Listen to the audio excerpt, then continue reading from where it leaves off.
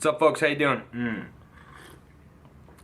I need that coffee. Second day of E3. It's not even E3 hasn't even started yet. I don't know what I'm talking about. E3 technically opens up tomorrow, but yeah, today we had our second day of press conferences. So I'm going to split these up into two separate videos because, quite frankly, there was way too much to talk about. Microsoft kicked off today's proceedings in the Galen Center, just a couple blocks here from my sweet ass hotel room, which is freezing, which is how I like it. I'm wearing shorts. I need to sweat it out because today was so weird.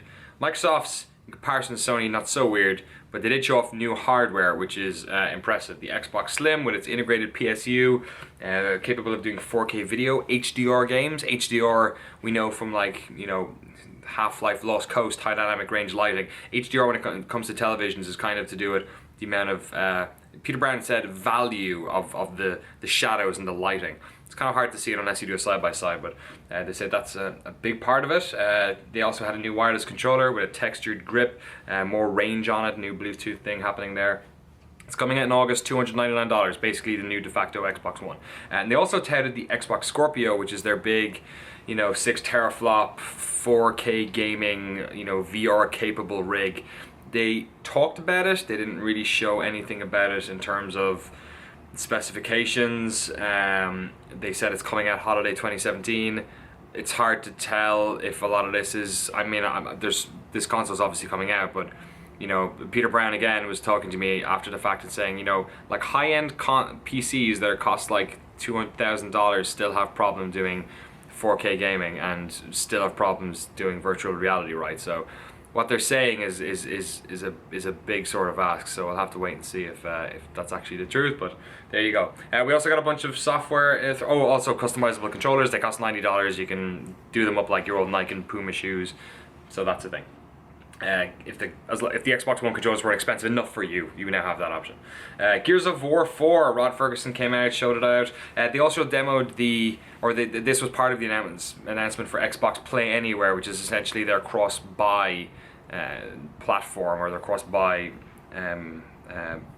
basic English words are lost to me right now. Strategy, let's say. Which is impressive, which is if you buy a game on Xbox One, you get it on PC, or vice versa. And this also includes a lot of cross-play, so all the co-op modes in Gears of War 4 will be cross-play, and cross-save as well happening on a bunch of these. And they touted it for a lot of the games that they showed today, to be completely honest, which is quite good. I mean, most of these games, all of these games I think were first-party Microsoft ones, but yeah, it was cool to see that. I'm not sure, Scalebound I think was involved in that. I think Halo Wars 2 was as well. I want to say Dead Rising 4 might have been as well. I don't actually know if there's a PC version not coming out. I guess we'll find out.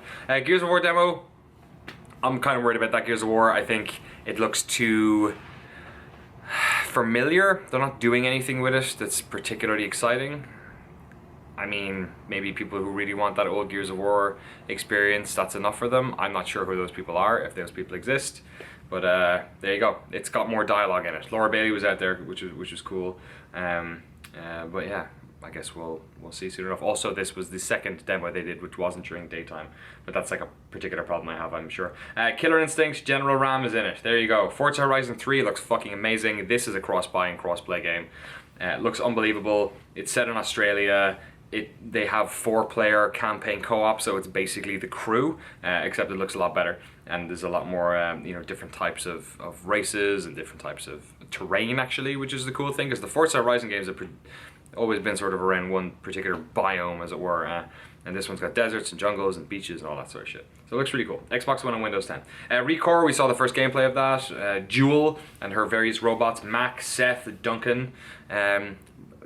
From the gameplay, it looked a little bit floaty. It's hard to, you know, that game will live or die on its puzzles and how the robots sort of work towards like you figuring out where you're going, and we don't know if it's open or, you know, has a sort of a Metroid-y type level structure. We don't really know, but it was cool to see gameplay of it. It looks fun enough. Final Fantasy 15, again, this isn't a game for me. Probably the weakest demo of E3 so far. The dude who was playing it, maybe there was some latency because of all the Bluetooth in the room, but he had a real hard time dodging a giant enemy crab, as it happens, attacks, trying to get that timing right. But yeah, that's that. The Division, there was some Xbox One timed exclusivity shit there. That's about it. They showed off a bunch of random updates to the Xbox dashboard, including Cortana and clubs, which kind of look like unions on GameSpot, or I guess they have something on is it Communities on PlayStation Network? I forget, but basically that same sort of thing. Big updates for Minecraft. If you want to get in on that, you can Google it. I won't go through it all. ID at Xbox showed off a bunch of stuff. Limbo's free at the moment if you want to pick that up. The reason for that is because Inside, which is launching June 29th, the new game from Playdead Studios, had the shortest trailer ever, but apparently people have played that game and it's incredible. So I guess look out for that. They also showed Cuphead, Outlast 2, Delivers from Moon, FAR, Flint Hook, Slime Resher, Shadow Tactics, The Culling, Beacon, Stardew Valley, Hand of Fate 2, Below Raiders, Bloodstain, and Yooka-Laylee in there as well, and kind of a quick little mashup.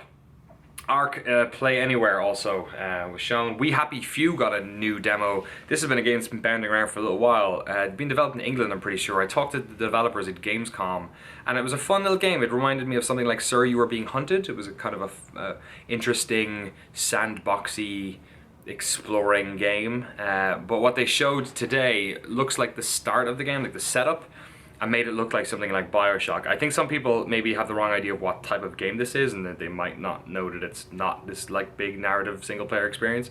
But as somebody who sort of is grounded by the reality of what I played of that game, and I played about 40 minutes at Gamescom, I love the new lick of paint it's gotten is incredible, and it definitely elevates it from like interesting indie sort of side, you know, something to kind of play on the side or look at on the side a little bit, to sort of like a mainstream player, which is kind of cool in the same way No Man's Sky does with its graphics as well, even though again the concept for No Man's Sky is actually very sort of small and procedurally generated and like something you'd be used to from an indie team.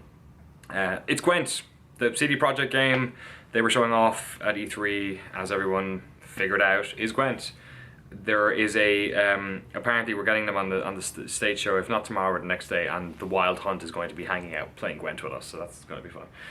Yeah, cross-play apparently, that should be cool. Single player campaign in it as well. No microtransactions. I'm gonna put money on it. Dead Rising 4 coming holiday 2016. Frank West is back, set in Willamette, I think, during Christmas. Fun little trailer, very short, about a minute long. Shows him. Kind of looks a bit maybe too much like Dead Rising 3 in terms of its bombast and ridiculousness. I hope they bring in some of the time mechanics from the previous games, because that was what was sorely missing from Dead Rising 3. Time will tell though. Sea of Thieves, the Rare game which they showed last year, the sort of Minecraft meets Sid Meier's Pirates game. They had a bunch of influencers playing it. I think it was 8 of them in total, 2 different ships. One ship took down another ship. They were like, one of them was like telling them where to go, one of them was like on the wheel but couldn't see because the mast was there. They had to like do a wheel to turn the mast, and they got holes in their ship and it started flooding with water and it toppled over. It looks like a hell of a lot of fun. I'm interested to hear what form the game takes. Is it like a procedurally generated world? Is it an open world you can explore with friends? What's the hook? Is it you trying to go out like, you know, again, No Man's Sky style, and trying to go across the universe or across the ocean to like a specific point?